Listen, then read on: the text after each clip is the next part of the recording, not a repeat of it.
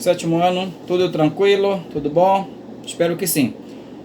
Nessa videoaula de hoje, vamos tratando sobre as grandes navegações. Só que agora é correção de atividade, tá? Titio passou uma atividade para vocês com 8 questões e vamos lá na correção delas, beleza? Primeira questão diz assim: para o conjunto da economia europeia no século XVI, caracterizada pela produção em crescimento e pelo aumento das transações mercantis, circule essa palavra aí, mercantis, ao lado de um novo crescimento de sua população, o efeito mais importante dos grandes descobrimentos foi a alta geral dos preços. Lembra que o tio falou? Circule lá mercantis. Toda vez que a gente fala sobre mercantis, nós estamos falando de mercantilismo. Em mercantilismo estamos falando de metais preciosos, tá? E vamos lá na alternativa que trata sobre essa questão aí. O efeito que o texto nos refere foi provocado, olha o que diz a letra A, pelo grande fluxo de metais preciosos. Então, primeira questão, letra A. Segunda questão.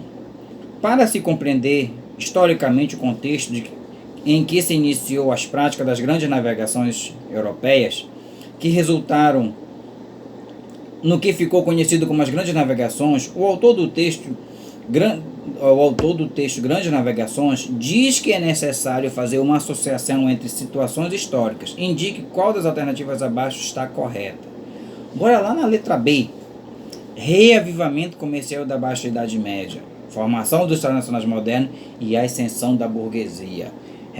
Segunda questão, resposta correta, letra B. B de professor Bira. Tá? Terceira questão. Ao contrário dos portugueses que buscavam atingir as Índias contornando a costa africana, Colombo. Vou dar uma explicação sobre essa questão aí. Colombo era italiano, mas estava a serviço de quem? Da coroa espanhola. Qual era o objetivo de Colombo? Colombo acreditava que a Terra era redonda, acreditava na esfericidade da Terra.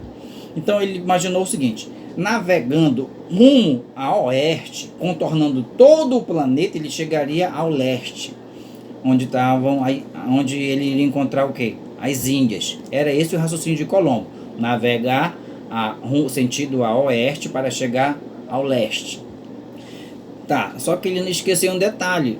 Talvez ele não pensou que ele fosse encontrar no meio do caminho uma barreira chamada América, tá? Vamos lá para as alternativas. Vamos lá na letra C. Planejou atingir o leste, onde se encontravam as Índias, viajando no sentido oeste. Beleza. Terceira questão, letra C. Quarta questão. Diziam os mareantes são os navegantes, tá? Que depois desse cabo não há nem gente, nem povoado algum. A terra não é menos arenosa do que os desertos da Líbia, onde não há água, nem árvores, nem erva verde, e o mar é tão baixo que uma légua de terra não há fundo mais que uma braça. O texto faz referências à época, letra A, das grandes navegações no início da Idade Média. Não. As grandes navegações foram no início da Idade Moderna, tá? Letra B, da Revolução Industrial. Não, a Revolução Industrial já é da Idade Contemporânea. Letra C, neocolonialismo. Gente, o neocolonialismo foi do século XIX ao século XX, tá? Das navegações fenícias. Ixi, lá, baixa Idade Média, não tem nada a ver. Do expansionismo marítimo lusitano. Lusitano se refere a português. Então, a resposta da quarta questão, letra E. Quinta questão.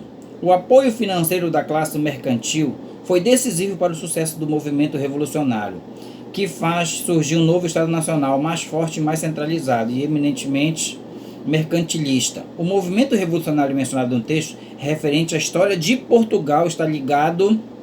Gente, o tio falou na videoaula anterior que para o pioneirismo de Portugal se deve a vários fatores. Alguns historiadores dizem a posição geográfica, mas não foi só isso, tá? Foi a Revolução de Avis, tá? Foi a formação do Estado Nacional Moderno, foi a aliança entre rei e burguesia. Tudo isso favoreceu Portugal. Vamos lá na quinta questão, ver a alternativa que melhor responde a alternativa que melhor responde essa questão. Vamos lá na letra C. A ascensão do mestre de Avis ao trono de português. Beleza, tudo tranquilo. Letra C na quinta questão. Na letra D diz a dominação dos Filipes sobre Portugal. Pera lá. Os Filipes foi uma dinastia também chamada de Habsburgo, tá? Que ele durou no período da União Ibérica, quando o rei da Espanha ao mesmo tempo era o rei de Portugal, tá? Então não é a letra D. A resposta da quinta questão é a letra C, de coração apaixonado. Sexta questão.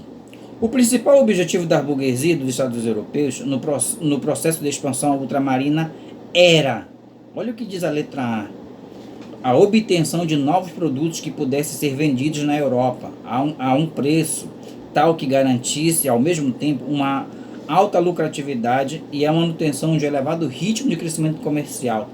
Tudo correto na letra A.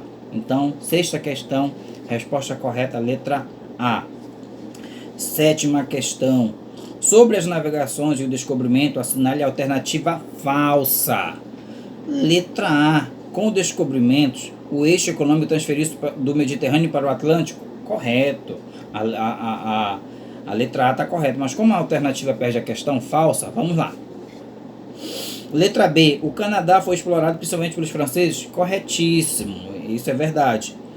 Letra C. O que melhor explica o pioneirismo luso dos navegantes é somente a posição geográfica? Não, não é somente isso. Lembra que a gente falou sobre a Revolução de Avis, sobre a formação dos Estados Nacionais modernos e a união entre a burguesia e o rei? Beleza. Então, sétima questão, resposta correta, letra C. Oitava questão, vamos lá. A oitava questão tem um mapa para orientar vocês nessa questão aí, tá bom?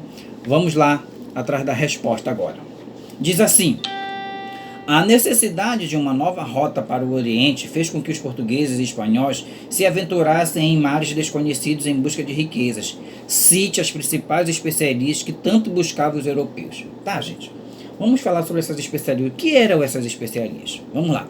A gente pode citar na questão aí algumas, como cravo da Índia, noz moscada, pimenta do reino, açúcar, canela, gengibre, coentro, a mostarda e o açafrão, tá? Essas eram as principais especiarias.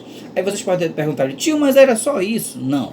Quando se fala de especiaria, a gente pode falar dessas aqui em especial. Mas tinha outros. Na Pérsia, por exemplo, ele ia atrás de quê? Dos tapetes persas. Na China, o que eles traziam da China? A cerâmica chinesa, que era produto de muito valor. A seda chinesa também era um produto de muito valor. Mas quando a gente está falando de especiaria, a gente pode citar essas aqui porque elas eram muito utilizadas na culinária. Como assim? Para dar um sabor à comida, essas especiarias eram essenciais.